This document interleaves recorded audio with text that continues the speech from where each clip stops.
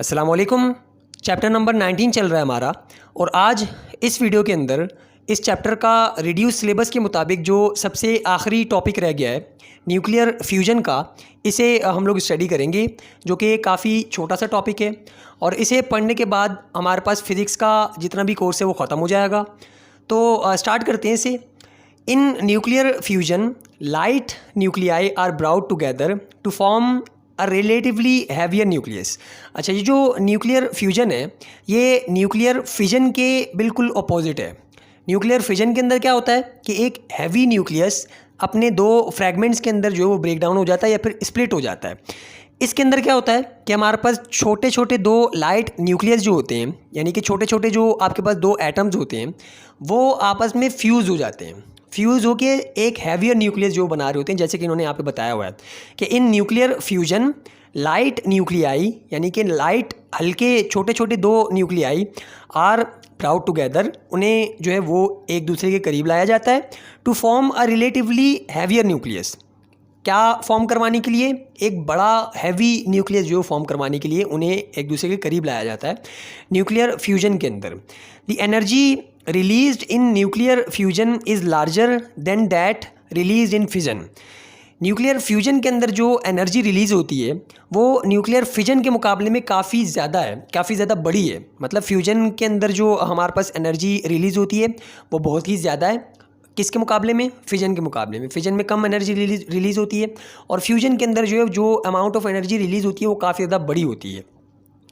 When deuterium and tritium nuclei are brought together, जब हमारे पास ड्यूटेरियम और ट्राइटियम न्यूक्लियाई को एक दूसरे के हम लोग करीब लेके आते हैं, they form a helium nuclei. अच्छा, ये जो ड्यूटेरियम है और जो हमारे पास ट्राइटियम है, ये हाइड्रोजन के आइसोटॉप्स हैं। और बोल रहे हैं कि जब हम इन दोनों को करीब लेके आते हैं और इन दोनों को जो है वो आपस में फ्यूज़ करवाते हैं, तो क्या होता है कि एक हीलियम का न्यूक्लियस बनता है with the release of a large amount of energy. और साथ ही साथ हमारे पास एक बहुत ही बड़ी मिकदार में एनर्जी रिलीज़ होती है और एक न्यूट्रॉन जो है वो रिलीज़ होता है, एक न्यूट्रॉन जो है वो निकलता है।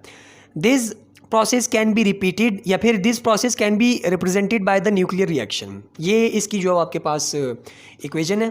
तो यहाँ पे हम लोग इसको लिख के फिर समझने की कोशिश करते हैं कि ये आपके पास हाइड्रोजन का ड्यूटेरियम है और ये आपके पास जो है वो हाइड्रोजन का ही ट्राइटियम है। और जब ये दोनों आपस में फ्यूज़ होंगे तो एक तो न्यूक्लियस बनेगा किसका? हीलियम का।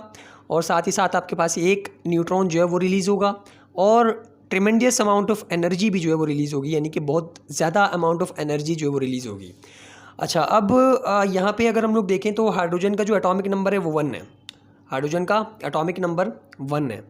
यहाँ पे हाइड्रोजन का एटॉमिक नंबर 1 है। या फिर अगर इसके एटम को बनाएं तो इसका एटम कैसे होगा? हम लोग देख रहे हैं कि इसका एटॉमिक नंबर 1 है, यानी कि प्रोटॉन इसके अंदर एक ही होगा, प्रोटॉन एक ही होगा। और जबकि इसका जो एटॉमिक मास है वो 2 आ रहा है। तो एटॉमिक मास हमने क्या देखा था कैसे आता है? एटॉमिक नंबर अगर यहाँ पे हम लोग लिखें तो एटॉमिक नंबर जो होता है वो सिर्फ प्रोटॉन होता है और एटॉमिक मास जो होता है वो प्रोटॉन प्लस का न्यूट्रॉन होता है। तो अगर आपसे पूछा जाए कि बताओ इसका हमारे पास प्रोटॉन की तादाद जो है, यानी कि एटॉमिक नंबर जो है वो हाइड्रोजन का 1 है और एटॉमिक मास की जो वैल्यू वो 2 आ रही है, तो बताओ इसके अंदर कितने न्यूट्रॉन होंगे? तो क्या आप लोग बता सकते हो? बिल्कुल, इस वाली इक्वेशंस को यूज़ करते हुए सिंपल मैथमेटिक्स है। यहाँ पे एटॉमिक नंबर आपको कितना दिया हुआ? 1, तो इसका मतलब प्रोटॉन कितना है? 1, तो इसके अंदर 1 डाल दो। एटॉमिक मास कितना दिया हुआ? 2, एटॉमिक मास की जगह 2 डाल दो, प्रोटॉन की जगह पे 1 डालो और प्लस का न्यूट्रॉन। ये आपको न्यूट्रॉन चाहिए तो ये इधर जाएगा, 2 माइनस का 1 इज इक्वल्स टू n, और न्यूट्रॉन की तो जो तादाद है यहाँ पे 1 आई। इसका मतलब एक न्यूट्रॉन है, एक प्रोटॉन और एक न्यूट्रॉन। तो अब अगर आप लोग देखो तो प्रोटॉन को हम लोग एटॉमिक नंबर बोलते हो तो तभी यहाँ पे 1 लिखा हुआ है, और some of the proton and neutron को हम लोग एटॉमिक मास बोलते हैं तो तभी इन दोनों को ऐड करके यहाँ पे लिखा हुआ है 2। तो इसका मतलब कि ये आइसोटॉप है। वैसे अगर आपके पास ऑर्डिनरी हाइड्रोजन का एटम हो तो उसके अंदर न्यूट्रॉन नहीं होता, उसके अंदर सिर्फ एक प्रोटॉन होता है और उसका जो एटॉमिक मास होता है वो हम लोग 1 ले रहे होते हैं। आपने काफ़ी जगह जो है वो जब आप मॉलिक्यूलर मास निकाल रहे होगे, जैसे कि H2O का निकालते हैं, तो हम लोग हाइड्रोजन की जगह पे 1 डालते हैं, क्योंकि इसका मास जो होता है वो 1 होता है, और फिर इसका जो 16 डालते हैं तो ये 18 हो जाता है। तो हाइड्रोजन को जो ऑर्डिनरी एटम होता है उसका एटॉमिक मास 1 होता है। यहाँ पे क्या दिया हुआ है, ड्यूटेरियम, ये आइसोटॉप है। आइसोटॉप की आपने यकीनन डेफिनेशन जो पढ़ी होगी कि एटॉमिक नंबर सेम हो लेकिन एटॉमिक मास जो डिफरेंट हो अगर एक सेम एटम का, तो हमारे पास वो आइसोटॉप कहलाते हैं। तो ये एक आइसोटॉप है जिसके अंदर एक प्रोटॉन और एक न्यूट्रॉन है, और ये आपके पास जो दूसरा आइसोटॉप है जिसके अंदर कितने प्रोटॉन और कितने कितने न्यूट्रॉन होंगे। अब तो देख के आपको पता लग जाएगा कि एक प्रोटॉन होगा और 2 न्यूट्रॉन होंगे इसके अंदर। ये भी हाइड्रोजन का ही एटम है लेकिन इसके अंदर एक प्रोटॉन और 2 न्यूट्रॉन है। तो बोल रहे हैं कि जब ये ड्यूटेरियम और ट्राइटियम इन दोनों को हम लोग फ्यूज़ करवाते हैं या फिर इन दोनों को एक दूसरे के करीब लेके आते हैं और ये फ्यूज़ होते हैं, तो क्या बनता है, एक बनता है हमारे पास हीलियम का न्यूक्लियाई, एक बनता है हमारे पास हीलियम का न्यूक्लियाई। हीलियम का न्यूक्लियाई हमने जो है वो डिस्कस किया था कौन सी वीडियो के अंदर, इसी चैप्टर की शायद पहली वीडियो के अंदर, जब हम लोग अल्फ़ा बीटा और गामा रेस पढ़ रहे थे। तो अल्फ़ा जो रेस थी वो हीलियम के न्यूक्लियाई ही थी। तो हीलियम का न्यूक्लियाई किस तरह से बनता है, हमें पता है कि उसके अंदर 2 प्रोटॉन होते हैं और आपके पास जो है वो 2 न्यूट्रॉन होते हैं।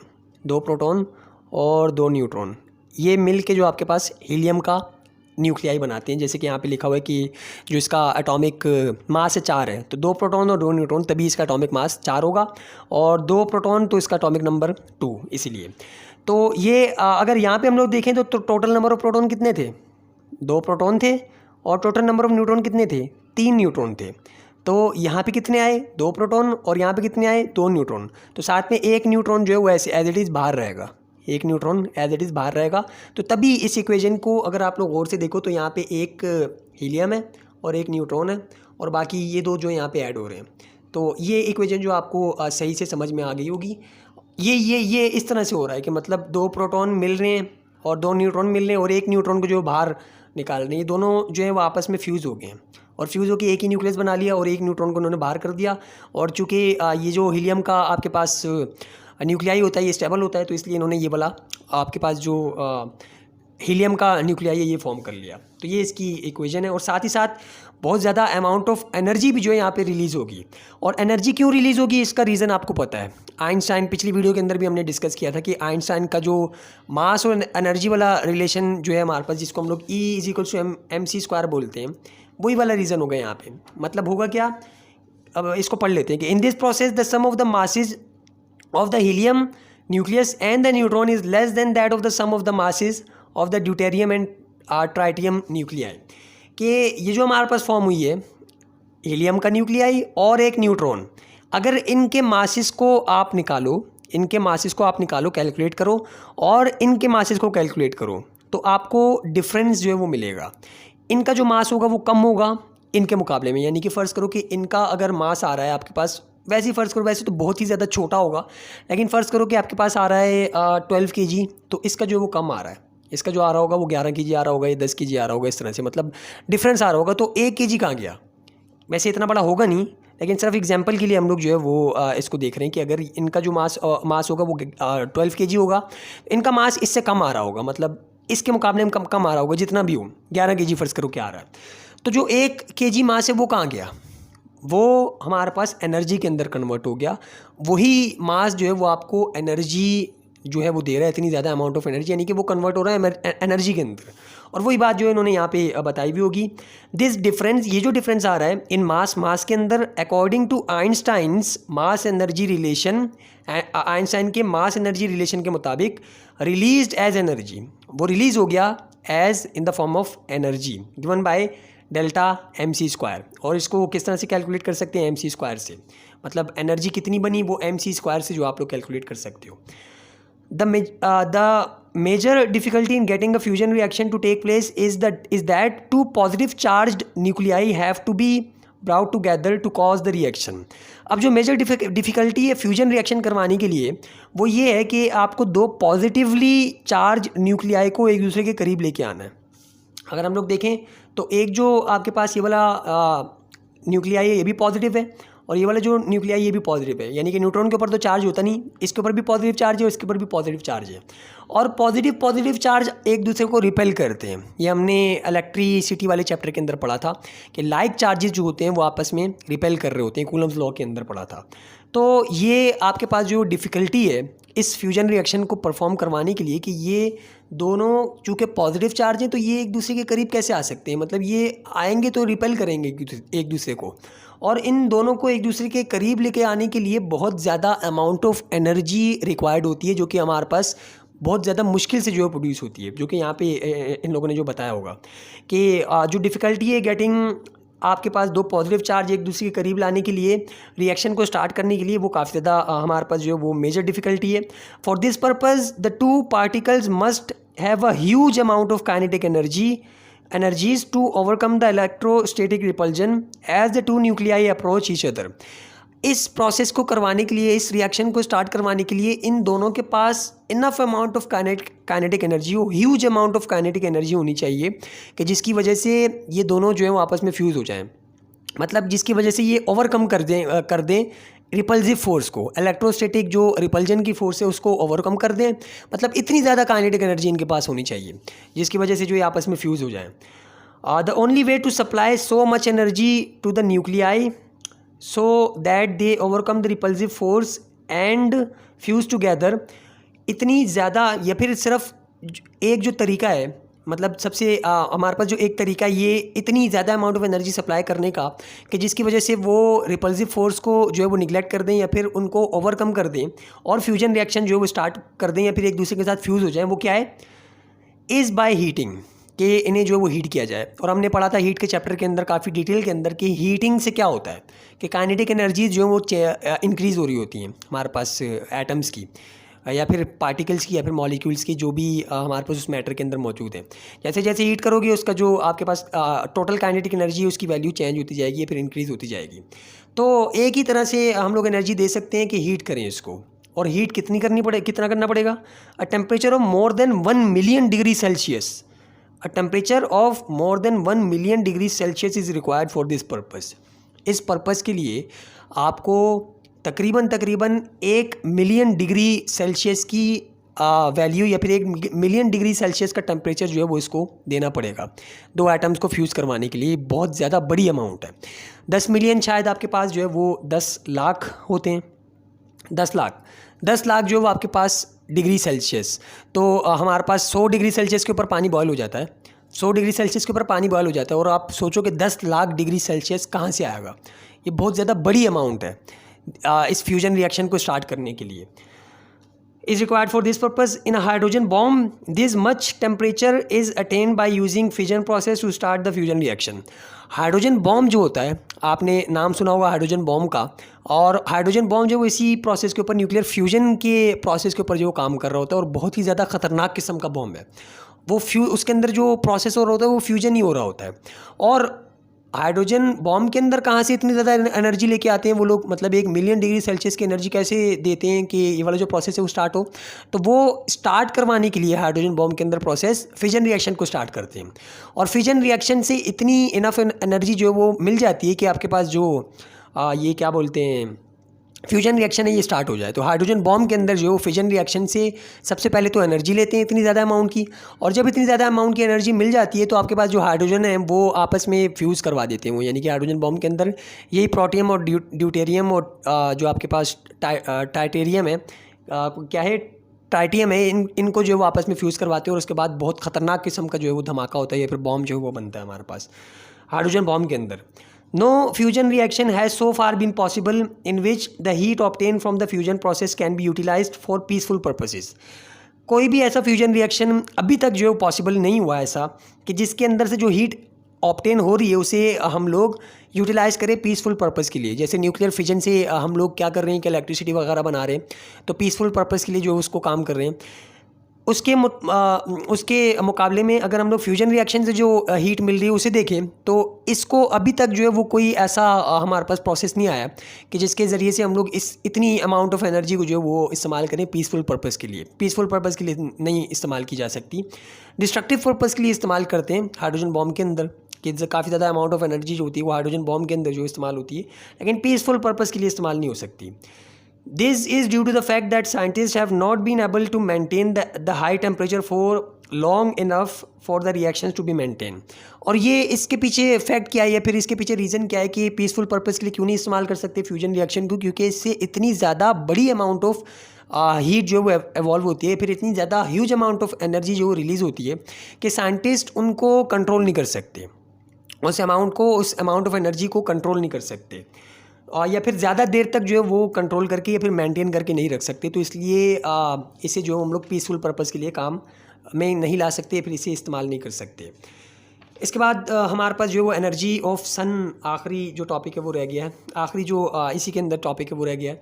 तो इसे जो हम लोग पढ़ते हैं, एनर्जी ऑफ सन क्या है? The largest source of energy in our solar system is the sun. जैसे कि हमें पता है कि हमारे सोलर सिस्टम के अंदर जो सबसे ज़्यादा बड़ी सोर्स है एनर्जी की वो सोलर सिस्टम है, वो सन है। हमारे सोलर सिस्टम के अंदर वो सन है। It is strongly believe that the energy output of the sun is due to the fusion process. और ये स्ट्रांगली बिलीव है, यानी कि एक साइंटिफिक हमारे पास जो फैक्ट है, यानी कि काफ़ी सारे साइंटिस्ट ने जो है इसे बिलीव किया हुआ है, माना हुआ है कि जो हमारे पास सूरज के अंदर से एनर्जी या फिर हीट निकल रही है वो फ्यूजन रिएक्शन की वजह से ही निकल रही है, यानी कि सन के अंदर हमारे पास फ्यूजन रिएक्शन ही हो रहा है। जैसे कि हम लोग बोलते हैं कि सूरज जो है वो हाइड्रोजन का गोला है, हाइड्रोजन से मिलके बना हुआ है, तो वहाँ पे बेसिकली यही हाइड्रोजन जो फ्यूज़ हो रहे हैं और हीलियम के अंदर कन्वर्ट हो रहे हैं और काफ़ी ज़्यादा बड़ी अमाउंट ऑफ एनर्जी जो है वो रिलीज़ हो रही है। तो जो आगे इन लोगों ने शायद बताया होगा, the temperature inside the sun is about 1.5 exponent 6 degree Celsius. सूरज के अंदर जो आपके पास हीट मौजूद है या फिर टेम्परेचर है वो कितना है, 1.5 एक्सपोनेंट 6 और साथ में डिग्री सेल्सियस। तो ये काफ़ी बड़ी अमाउंट है। इसको अगर लिखें तो वो कुछ इस तरह से आएगी कि 1 5 और 1 2 3 4 और 5, 1 2 3 4 5 और 6, हाँ, डिग्री सेल्सियस। तो कितना होगा? यूनिट 10 100 1000 10,000 लाख 10 लाख, यानी कि 15 लाख डिग्री सेल्सियस तक जो होता है हमारे पास टेम्परेचर होता है सूरज के अंदर। इनसाइड द सन कितना टेम्परेचर होता है? 1.5 एक्सपोनेंट 6, यानी कि 15 लाख तक जो है वो डिग्री सेल्सियस तक टेम्परेचर सन के अंदर मौजूद होता है। This temperature is sufficient to cause fusion. और ये टेम्परेचर जो है वो इनफ है, सफिशिएंट है कि जो हमारे पास फ्यूजन रिएक्शन है वो स्टार्ट हो सके। The fusion process in the sun has been taking place for the last 5.0 या फिर 5 एक्सपोनेंट 9 ईयर्स। ये जो फ्यूजन का प्रोसेस है ये सन के अंदर तकरीबन कितने सालों से हो रहा है? 5 एक्सपोनेंट 9 ईयर्स। बहुत ही ज़्यादा बड़े, ये बिलियंस के अंदर जा रहा होगा। 5 और आगे जो आप लगा दो 1 2 3 4 5 6 7 8 और 9 0, 1 2 3 4 5 6 7 8 और 9, हाँ, ईयर्स। अब इनको गिन लो, यूनिट 10 100 1000 10,000 लाख 10 लाख करोड़ 10 करोड़ और करोड़ के बाद अरब। तो 5 अरब साल पहले, यानी कि ये बिलियंस ऑफ ईयर्स जो है, बिलियन ऑफ ईयर से जो है ये वाला प्रोसेस फ्यूजन का उसके अंदर हो रहा है सन के अंदर। जितनी हमारे पास जो है वो सूरज की एज है या फिर जब से जो है ये सूरज बना है तब से ये जो फ्यूजन का प्रोसेस है उसके अंदर होता जा रहा है। तो आप अंदाज़ा लगा लो कि वो कितना ज़्यादा बड़ा होगा हमारे पास सूरज, और उसके अंदर कितनी ज़्यादा अमाउंट ऑफ हमारे पास ड्यूटेरियम या फिर ये जो फ्यूल है वो होगा, और टेम्परेचर उसका कितना ज़्यादा होगा। Hydrogen isotopes serve as a fuel for the fusion reaction. और वहाँ पे हाइड्रोजन के जो आइसोटॉप्स हैं जैसे कि हमारे पास ड्यूटेरियम है और ट्राइटियम है, ये वहाँ पे सर्व कर रहे हैं एज अ फ्यूल, यानी कि ये फ्यूल है। इसी को जो है वो इस्तेमाल करता है सूरज, और हमारे पास फ्यूजन रिएक्शन के ज़रिए हीट रिलीज़ करता है, आर कंज्यूम्ड, और वहाँ पे ये कंज्यूम हो रहे हैं। However the mass of sun is so great, ताहम हमारे पास जो मास है सन का वो इतना ज़्यादा ग्रेट है, इतना ज़्यादा बड़ा है, that hydrogen is likely to remain there for billion of years, कि हाइड्रोजन वहाँ पे रहेगा, मौजूद रहेगा मज़ीद बिलियन ऑफ ईयर्स तक। मतलब अभी भी हमारे पास एक तो काफ़ी सालों से ये फ्यूजन रिएक्शन हो रहा है, तो काफ़ी सारा जो हमारे पास फ्यूल है वो कंज्यूम हो गया है सूरज के अंदर, मास उसका जो है काफ़ी ज़्यादा कंज्यूम हो गया है, और अभी भी इतना ज़्यादा उसका बड़ा मास है कि बिलियन ऑफ ईयर्स तक जो है वो चल सकता है। मतलब इतना ज़्यादा उसके अंदर जो है वो अमाउंट है कि हाइड्रोजन जो वहाँ पे रह सकता है, इतना बड़ा मास है उसका। तो बस ये था हमारे पास न्यूक्लियर फ्यूजन, और इसी के साथ जो हमारा जो रिड्यूस सिलेबस के मुताबिक जितनी भी चीज़ें थी वो सारी ख़त्म हो गई, और कोर्स भी जो है हमारा फ़िज़िक्स का वो सारे का सारा ख़त्म हो गया। अब आप लोगों ने जो है वो प्रिपरेशन करनी है अपने एग्ज़ाम के लिए। 5 तारीख को जो आपका एग्ज़ाम है, तो अच्छे से जो प्रिपरेशन करना सारी MCQs वगैरह की प्रिपरेशन के लिए आप लोग जो है वो यही जिस तरह से हम लोगों ने ये सारा पढ़ा है बुक के अंदर, तो अच्छी खासी चीज़ें आपके जहन के अंदर रह जाएंगी, और यही चीज़ें जो है वो MCQs के अंदर पूछते हैं, मतलब यहीं से बनते हैं MCQs। तो अगर पूरा पूरा सही से पढ़ा होगा और सारी जो है वो वीडियो पूरी पूरी देखी होंगी तो आपके MCQs मज़े में निकल जाएंगे। अब प्रैक्टिस के लिए जो वो आप लोग सॉल्व करो, काफ़ी सारे जो है वो बुक MCQs वगैरह आपको मिल जाएंगे, MCQs की बुक्स वगैरह भी हैं, और 10 ईयर के ज़्यादातर जो आप सॉल्व करो और प्रैक्टिस करो अच्छे से, और अच्छे से पेपर करना। तो best of luck for your exams. आज के लिए इतना ही, मिलते हैं फिर अगली वीडियो में, या फिर एग्ज़ाम्स के बाद, या फिर आगे कुछ अगर वीडियो हुई तो गाइडलाइंस वगैरह देख लेंगे कि एग्ज़ाम को किस तरह से अटैम्प्ट किया जाए। या फिर एक प्रैक्टिस पेपर है जो मैंने बनाया था, प्रैक्टिस पेपर तो नहीं, फाइनल पेपर था यहाँ जो बच्चे आते हैं मेरे पास उनके लिए, तो वो भी अगली वीडियो के अंदर वो शेयर कर लेंगे, और साथ ही साथ जो है वो आपको थोड़ी सी गाइडलाइन दे देंगे कि पेपर के अंदर जो है वो किस तरह से उसको जो है वो अटैम्प्ट किया जाए।